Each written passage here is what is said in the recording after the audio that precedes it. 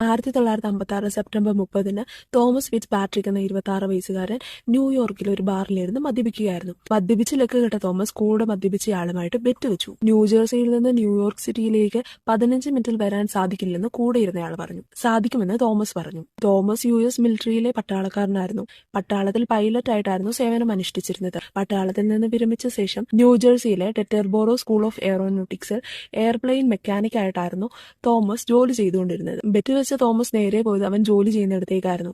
അവിടെ നിന്ന് ഒരു സിംഗിൾ എഞ്ചിൻ പ്ലെയിൻ എടുത്ത് അവൻ മദ്യപിച്ചിരുന്ന ബാറിന് സമീപത്തെ സ്ട്രീറ്റിൽ ലാൻഡ് ചെയ്തു. വെളുപ്പിനെ 3 മണിക്കാണ് ഈ സംഭവം നടന്നത്. നേരം വെളുത്തപ്പോൾ ആളുകൾ കണ്ടത് റോഡിൽ ഒരു പ്ലെയിൻ കിടക്കുന്നതാണ്. നിയമവിരുദ്ധമായി പ്ലെയിൻ ഓടിച്ചതിന് തോമസിന് $100 പിഴ വിധിച്ചു. ഇനിയാണ് കോമഡി.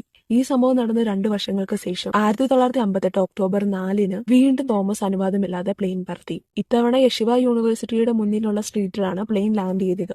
ഇത്തവണയും മദ്യപിച്ചുകൊണ്ടിരിക്കെ ഒരാൾ തോമസ് പ്ലെയിൻ പറത്തി സ്ട്രീറ്റിൽ ലാൻഡ് ചെയ്ത കഥ വിശ്വസിച്ചില്ല. അതിനാണ് 2ാമത്തെ തവണയും അനുവാദമില്ലാതെ പ്ലെയിൻ മോഷ്ടിച്ച് സ്ട്രീറ്റിൽ ലാൻഡ് ചെയ്തത്. ഇത്തവണ 6 മാസം തടവ് ശിക്ഷ വിധിച്ചു.